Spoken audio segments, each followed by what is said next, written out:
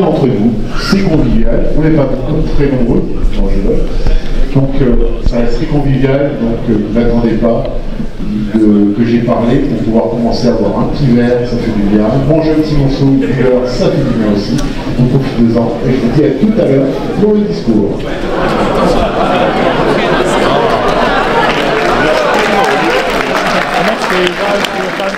Ici, je voudrais saluer, pour commencer déjà les élus.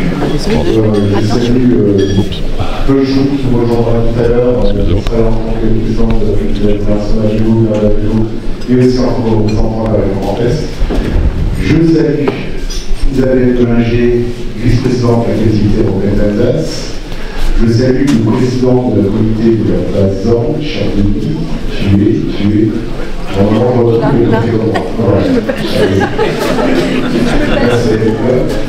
Je salue bien sûr aussi Christelle Ausuel qui est aussi conseillère d'Alsace. Je ne vais pas faire la liste de l'ensemble des élus locaux, mais je vous remercie à vous tous, maires, adjoints, conseillers municipaux qui me font l'honneur d'être ici. Je salue en premier lieu les forces de l'ordre, police nationale, gendarmerie, qui sont là en force, je vous en remercie. Je salue aussi les représentants des forces armées, je vous remercie mon général, mon frère, je ne sais pas où il est, je ne retrouve plus. Ah voilà, j'ai eu un mystère, il est là-bas. Merci, bon, ce nom-là, il est pas très bon aussi. Donc merci de me faire l'honneur d'être ici. Je salue bien sûr aussi les représentants de l'éducation nationale, les chefs d'établissement ou principalement qui sont là. Je salue les représentants de la santé. Je salue bien entendu l'ensemble des associations ici présentes, qu'elles soient le Soutien français ou aussi des associations socioculturelles. Merci à vous d'être ici présents. Je salue les représentants du monde économique, je vais faire toute la liste des entreprises, en tout cas merci à vous d'être là. Merci à vous aussi les militants qui m'ont accompagné par l'entrée depuis 2016, qui font l'honneur de là, qui soient en reconnaissance sur les zones ou autres, ce soir, on s'en fout un petit peu. Je salue aussi les amis, les citoyens. Merci à vous tous. Et si j'en oublie quelques-unes, je vous saurai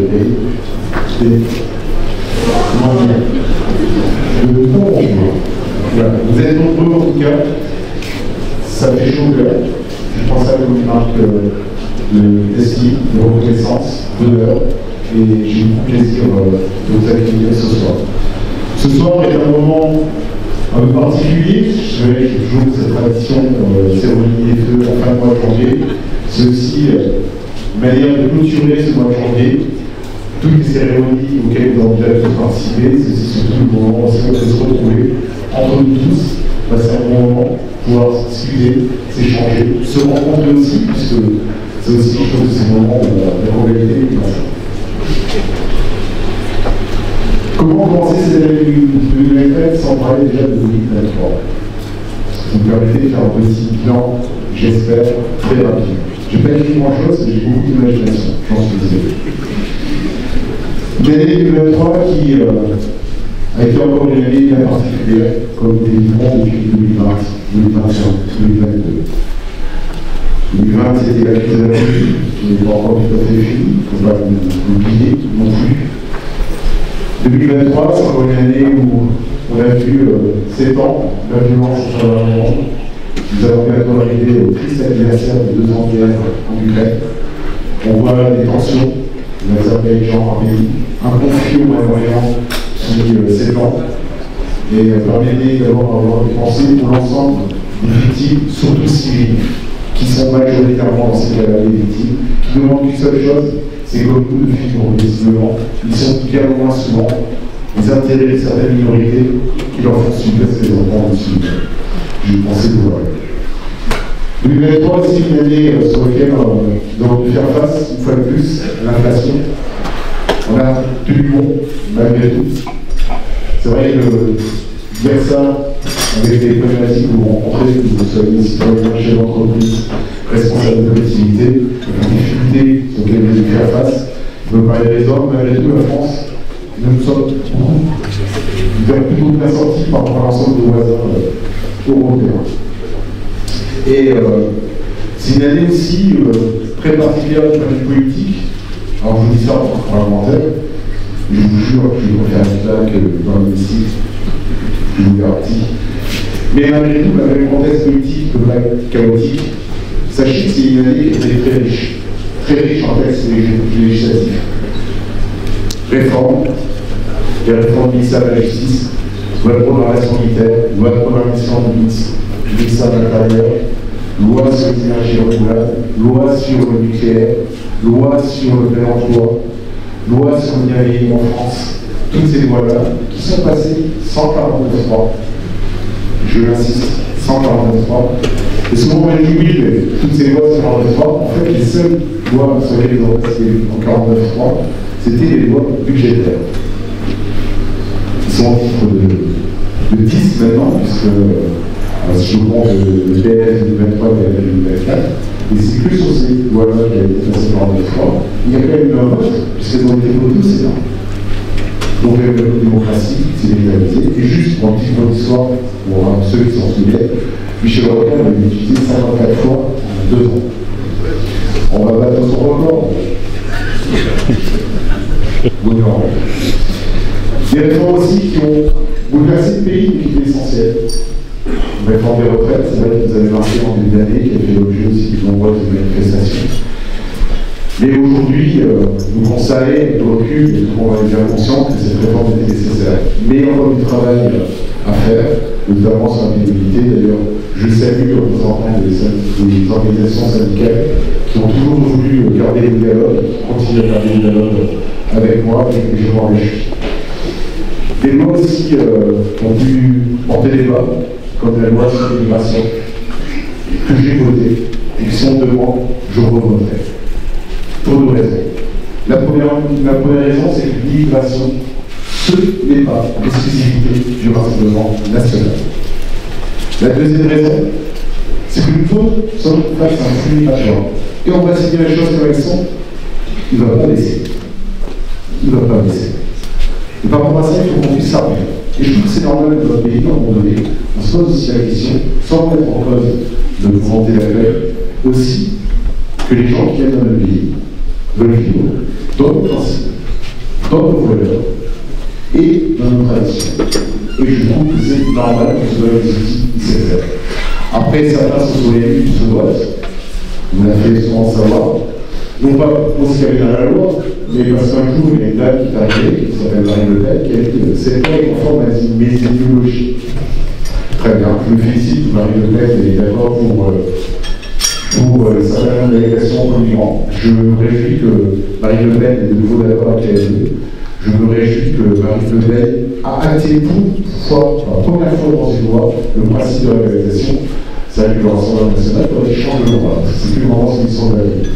Et puis, c'est pas parce que Marine Le Pen dit que c'est sa loi, que c'est sa loi. C'est pas parce que Marine Le Pen dit que la terre est plate, que la terre est plate. Voilà. 2023 a été marqué aussi dans notre pays par un sujet plus connu particulièrement, le sujet des violences. La banalisation des violences aujourd'hui est homicide. Je voudrais saluer en premier lieu, bien sûr, les forces de l'ordre qui ont su faire face à des moments difficiles, qui ont été souvent décriés dans l'hémicycle, pour ne pas dire avec des termes assez violents, par certaines parties de l'hémicycle, que je n'aimerais pas, qui sont plutôt à gauche. Vous voyez qui je parle. Et je voulais en faire part encore ici de tout mon soutien. Saluer aussi dans les forces de sécurité, aussi les pompiers qui vont faire face à ces violences. Il y a eu une polémique il y a quelques semaines pour des pompiers qui ont osé se réveiller face à des jeunes qui ont balancé des canons. C'est quand même dingue. Voilà. Ce sujet-là doit nous inquiéter. Je salue aussi les élus locaux qui sont ici dans la pièce, qui sont les premiers souvent face à cette violence.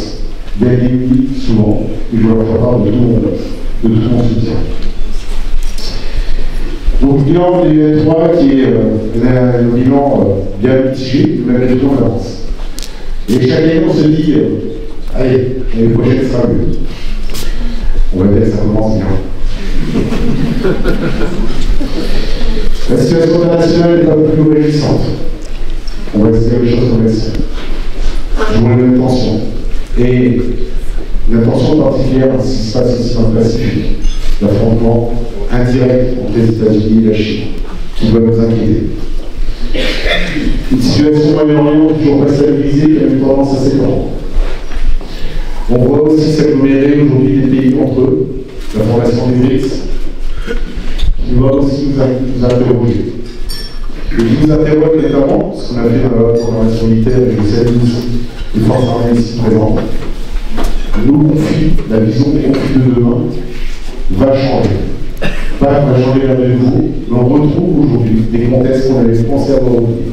Ceux des années 70, 80, 90. À l'époque, effectivement, on devait faire face au bloc soviétique. On voit que cette tension, le combat intensif, et revient à l'actualité. Et je voulais faire part aussi du tout la reconnaissance surtout pour l'abnégation de leur engagement et le sacrifice qu'ils font souvent aussi pour protéger et défendre les intérêts de la France. 2024 commence aussi avec une tension. On voit bien, vous le verrez encore demain à Strasbourg. J'étais la semaine dernière avec eux, je serai demain avec eux, avec le monde agricole. C'est légitime, et je l'assume. C'est légitime. Mais normalement, le vrai, par rapport à ça, vous en faites des lois égales. Il faut qu'on s'assure, on attend le rendez-vous de fin janvier, dans quelques jours, de la conclusion des négociations qui sont faites avec aujourd'hui le mandat distributeur. Et j'espère que l'État sera présent en termes d'autorité. Il n'est pas normal que dans notre pays, les gens qui nous nourrissent, les gens qui font, nous soyons là, qui garnissent nos assiettes, n'arrivent pas à vivre dans leur métier. Il faut que les réponses soient apportées par la première étape. Je sais qu'il y a des actions qui sont fortes. Malheureusement, tout ne va pas être réglé en 2 jours, sinon ça aurait été fait depuis longtemps. Il faut qu'on les accompagne. Et justement, il faut que tout n'est pas réglé en France, ça va être aussi la vie de l'Europe. Aux enjeux, on va pas cette année sur l'Europe, c'est pour moi une année décisive. Certes, l'Europe n'est pas parfaite, et loin d'être parfaite. Moi, j'estime qu'aujourd'hui, beaucoup de gens se posent la question de savoir qui on va encore intégrer dans l'Europe. Moi, je me pose juste la question, est-ce que nous sommes en capacité d'intégrer quelqu'un un autre pays? Est-ce que nous avons aujourd'hui, avec les institutions européennes comme elles sont, qui sont souvent bien éloignées, et donnent le sentiment aux citoyens et citoyennes d'être éloignés aux préoccupations, est-ce que nous sommes aujourd'hui en capacité d'intégrer nos pays si nous ne pensons pas à faire des réformes institutionnelles? Ça a été en cours, en tout cas, ça a été évoqué par le président de la République, je m'en réjouis, et j'espère que ce sera le sujet. D'ailleurs, si je fais mélange Europe et agriculture, excusez du terme, mais ça peut balayer fou depuis 15 jours. On voit les écologistes arriver sur le plateau de télé, disant qu'il faut qu'on soit aux agriculteurs, pour passer les choses. La majorité des contraintes, ils en sont la source. Loi 2016 sur la biodiversité, les contraintes sur la PAC ont été votées au niveau de l'Europe, sont à la source. Et maintenant, ils nous disent qu'il faut qu'on les sorte, qu'on les change avec eux. Voilà, je vous laisse en conclusion. Le Rassemblement national qui nous explique ce qu'on doit faire. Moi, je me rappelle quand même que depuis plusieurs mandats, ce sont les premiers représentants français du Conseil de l'Europe. Qu'est-ce qu'ils ont fait? À part prendre le fric. Qu'est-ce qu'ils ont fait? Et vous voulez que je vous dise? Rien. À part aller sur la télé, dire qu'on ne fait pas grand-chose. Alors, là où ils sont majoritaires, en termes de représentants français, mais ils ont pas fait une sensation d'avoir fait grand-chose. Voilà. J'ai besoin de le dire, ça fait du bien. Excusez-moi. Donc cette année, effectivement, est une année d'enjeu pour l'Europe. Qu'on soit clair, quand j'entends certains débats qui disent qu'il faut qu'on se renferme sur nous, la souveraineté française avant la souveraineté, si vous croyez qu'on va pouvoir faire face à la situation mondiale actuelle, nous, juste 68 millions de Français, et je vous garantis que ce n'est pas juste de l'ego à ce niveau-là. Il faut qu'on soit bon, qu'on soit fort. Et d'ailleurs, ce sujet européen, c'est aussi le sujet franco-allemand, sur lequel je suis beaucoup investi, notamment à l'Assemblée franco-allemande. C'est un sujet de m'inquiétude, je ne vous le cache pas. Depuis le début de ce mandat, je vois ce qui se passe en Allemagne. C'est juste à côté. Ça vous inquiète, ça m'inquiète. Récession, montée de l'extrême droite, mais pas celle du Rassemblement national. Après juste les élections en Bavière, un parti clairement antisémite, affilié à l'AFD, a fait 15%. Et c'est pas juste dans l'Allemagne de l'Est, c'est sur l'ensemble de l'Allemagne. Ça doit nous préoccuper, ça doit nous interroger. Et d'ailleurs, quand on parle de souveraineté, juste pour revenir sur l'Europe qui veut nous vendre, c'est l'Europe qu'on a connue pendant la Covid, où les frontières étaient fermées. Et on avait la difficulté de s'aider justement pour, ici, territoire frontalier, on en est fait. Il nous faut faire appel, ou en tout cas, une bonne volonté. Et moi, je lui dis, mais c'est pas moi qui décide, mon souhait profond serait qu'il y ait un seul parti, quelle que soit l'étiquette, les gens sont pro-européens, qui viennent du centre gauche, de la droite, du centre ou de tous les gens qui ont compris qu'aujourd'hui, ils sont face à un mur, et que c'est ensemble qu'il faudra le franchir, et que c'est ensemble qu'on devra pouvoir se battre pour l'Europe, contre les extrêmes. En tout cas, c'est mon appel le plus profond. Les enjeux encore sont devant nous, sont nombreux aussi par rapport aux enjeux dont nous entendons. Donc, il y a beaucoup à l'Assemblée nationale. Les défis sont là. Vous le voyez, les inondations qu'on a eues dans le nord de la France, les incendies, les sécheresses que nous avons connus aussi cet été, des villages qui ont pris l'eau. On a l'impression que les changements climatiques sont les principales raisons. Il faut les faire face. Mais on voit aussi toutes les problématiques avec en œuvre. Sur le constat, tout le monde est d'accord. Après, il faut accepter le changement. Ça, c'est un autre sujet. Mais après, il faut aussi être juste et équilibré. C'est la problématique que nous avons avec l'agriculteur.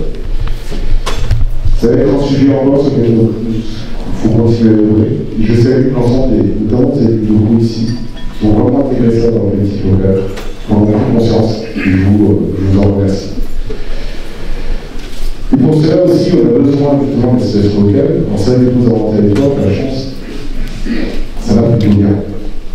Le chômage à faire 5%, une situation économique qui va plutôt bien, mais attention, vigilance. On a pu voir une autre alliance qui doit nous interroger. On voit certaines entreprises qui ont arrêté de prendre des intérimaires. Et on va se dire les choses comme elles sont. On peut se vanter d'avoir un PIB qui progresse de 1%. Mais quand vous avez l'inflation à près de 5%, 1, 5, il manque quelque chose. Il manque du volume. Il faut qu'on soit sensible à ce sujet. Il ne faut pas qu'on s'assoie, qu'on soit sensible à l'accompagner le monde économique. En tout cas, moi j'y appelle.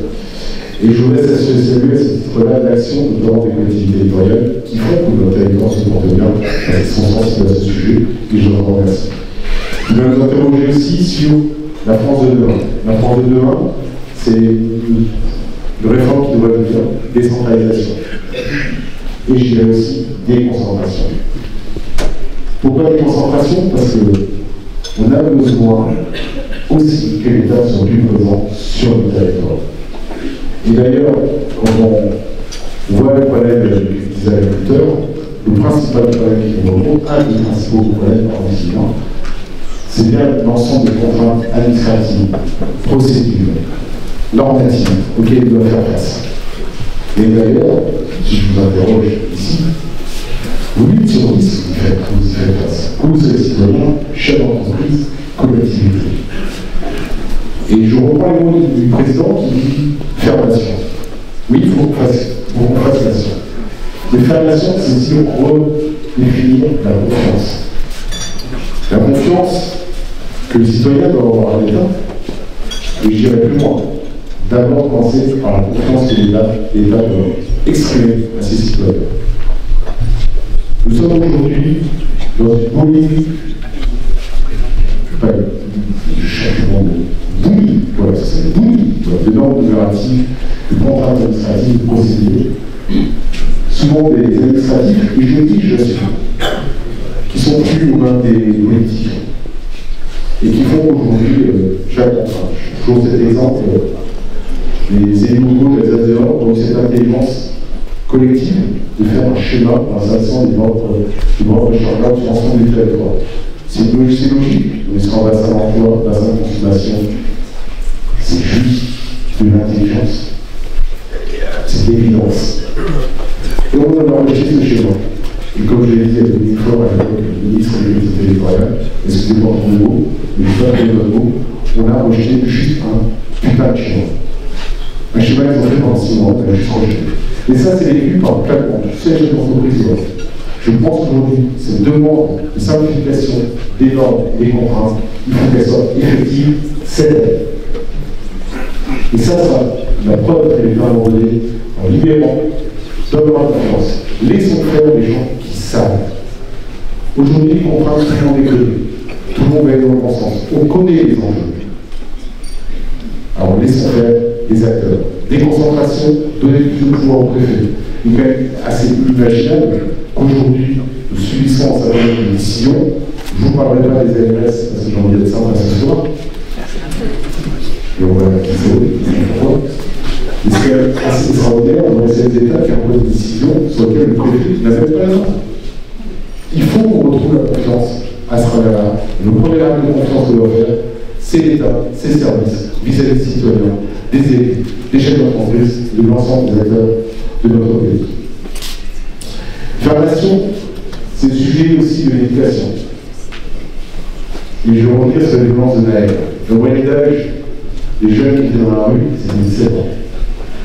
17 ans. 17 ans, c'est normal de brûler les mairies. À 17 ans, c'est normal de jeter des cailloux sur la police. Et je pense que sur le sujet de l'éducation, il faut que ça soit fermé. Je me réjouis que Gabriel Attal soit le ministre, mais en même temps, j'avoue que j'étais déçu. Parce que cette fermeté, dès le début de son mandat de ministre de l'Éducation nationale, il l'a fait. Il l'a exprimé. La suppression de la barrière, il faut savoir qu'il a prise contre ses services, la vie de ses services. Il voulait raison. Et il a raison. Il faut qu'on ait des sites d'autorité. Vous le savez, certains le savent, j'en ai discuté avec eux, il faut aujourd'hui que l'État réaffirme son autorité. Aujourd'hui, il faut réaffirmer l'autorité. Il n'est pas normal qu'on insulte des élus, il n'est pas normal qu'on soit agressif vis-à-vis des forces de l'ordre. Mais pour affirmer cette autorité, il faut aussi qu'on se pose la question des moyens judiciaires. Je n'ai pas été d'administration, mais je pense qu'au niveau de la justice aujourd'hui, je salue les forces de l'ordre qui m'ont souvent exprimé quand j'ai fait des contacts avec eux, que ce soit au niveau de la police, leur exaspération, quand pendant des semaines, des mois, ils planchent sur une affaire, ils attrapent les coupables, et 2 jours après, ils sont dehors. Il faut qu'on se pose cette question. Et je pense que c'est ça, c'est la juste justice que demandent les citoyens français et françaises, et je le dis très beau. Comme je l'ai dit, le sujet de l'éducation, c'est le un sujet primordial. La richesse de notre pays, ce n'est pas son relation au contournement. La richesse de notre pays, ce sont nos enfants. Ce sont nos enfants. Il faut que ce soit la priorité. Parce que ce sont les citoyens de demain.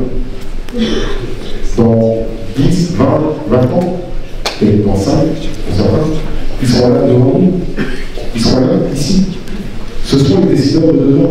Il faut qu'on leur donne toutes les capacités et tous les moyens de pouvoir effectivement prendre les bonnes décisions. On a un vrai sujet aujourd'hui sur l'éducation. Et je salue aussi l'ensemble des enseignants, je sais dans des contextes où il faudrait compliquer qu'ils exercent leur métier.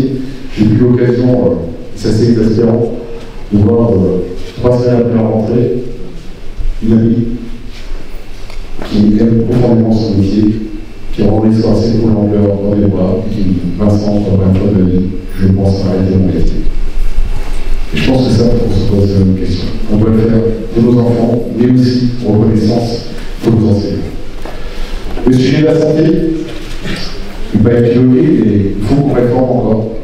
Je pense que notre modèle, nous avons fait des choses. Le Premier ministre a annoncé 32 milliards, nous avons voté au PLF, 15 milliards ont été mis avant le Covid d'agent qui a été renforcé, puis le CIO, mais je pense que c'est profondément notre modèle qu'il faut revoir. Pour avoir notre modèle de santé, il faut que soit plus efficace. Et notamment faire face aussi aux enjeux de demain sur le plan vieillir. Nous sommes 1,5 million de personnes dépendantes aujourd'hui. Nous serons plus de 5 millions à l'horizon 2030-2035. Et il faut qu'on fasse face à ces défis qui est le ministère de la Population. D'ailleurs, à ce titre, Quand on voit la baisse démographique qu'il y a eu l'année dernière, juste pour donner une idée, c'est la même baisse dans les 10 prochaines années. Au-delà de 2030, c'est quasiment 50% des écoles que nous allons faire. Et d'ailleurs, le ministère qui arrive en dernier, je vous laisse saluer. Merci à vous. Juste après, je vais à la santé. Merci à vous. Et je salue là-dessus, on peut l'applaudir. Déjà pour moi. On a aussi l'ensemble des représentants de l'hôpital et des soignants que j'ai l'honneur de côtoyer régulièrement dans ces soirées. Donc je le disais, globalement c'est un monde de plus en plus complexe que nous devons faire face. Cette année répond à une année de transition sur laquelle il faudra réaffirmer ce que j'ai dit. Simplification, un appel effectivement d'État, formation, simplification des contraintes normatives, administratives, mais un État qui redonne confiance aux citoyens pour que les citoyens reprennent confiance en l'État. Je vais en même temps réaffirmer l'autorité de l'État. Ne pas réfléchir sur nos valeurs républicaines, nos valeurs françaises, sur lesquelles, même à l'Assemblée, certains voudraient bien s'asseoir dessus. Les enjeux auxquels nous allons faire face sont des enjeux qui, des fois, ce qui nous dépasse. Vous dire là ce soir que cette année on va tout résoudre, c'est faux. Je ne maîtrise pas ce qu'il y a à la tête de M. Poutine, je ne maîtrise pas ce qu'il y a à la tête de M. Xi. Je maîtrise encore moins ce qu'il y a potentiellement dans la tête de M. Trump. Ça aussi, ça va être sympa. Mais il y a une seule chose que je sais, c'est que si on est divisé, si on ne fait pas nation, on le subira d'autant plus. Et je pense qu'on a tous besoin. C'est une ligne. Cette ligne, elle est simple. Elle se comporte en trois mots. Liberté, égalité, fraternité. Et je vous souhaite la réaffirmation de ces trois mots qui fera la fierté de la France, qui fera la fierté de ce que nous sommes. Je ne vais pas en dire beaucoup plus. Je vais maintenant me taire. Ah, je vois des sauts de situation. Non, je vais surtout déjà premier vous souhaiter une très très belle année pour vous, surtout pour vos proches, parce que c'est le plus important, pour vos familles, vos amis, de rester dans cet esprit de convivialité, de fraternité, de respect des uns et des autres, parce qu'on peut faire de la politique aussi en France, sans se taper dessus, en se respectant, et même de l'amitié. À ce titre, je salue les villages. Merci.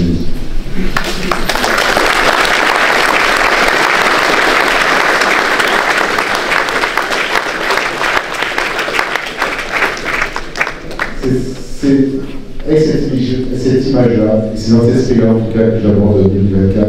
Merci encore à vous d'être là. Passez une très belle année. Vive la République, vive la France.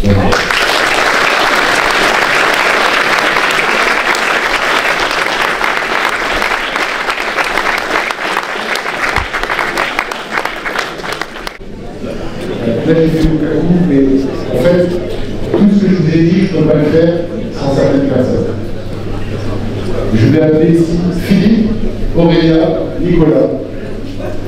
Manuel. Nicolas, tu quittes ta tireuse, s'il te plaît.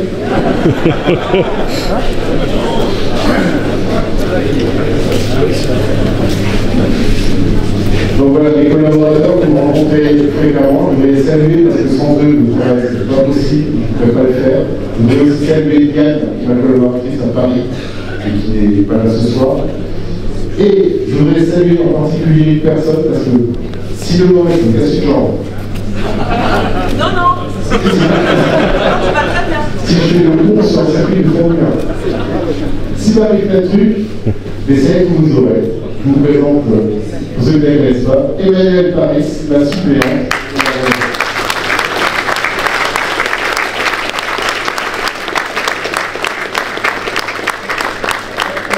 Elle a tellement envie qu'elle fait tout pour pas faire bien.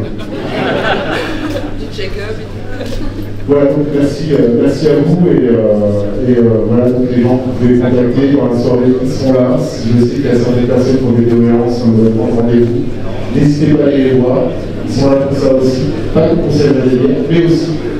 Et maintenant, comme on dit à l'armée, la main dessus.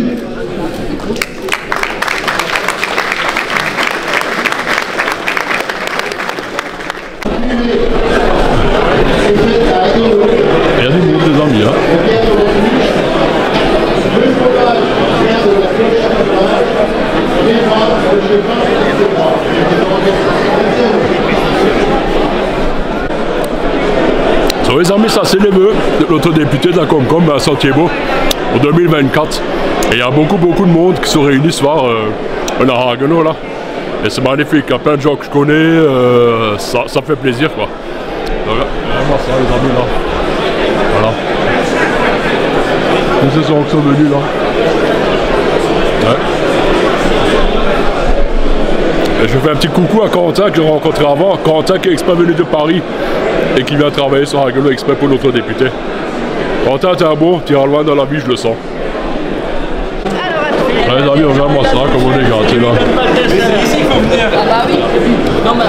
Regarde-moi ça, comme c'est beau là.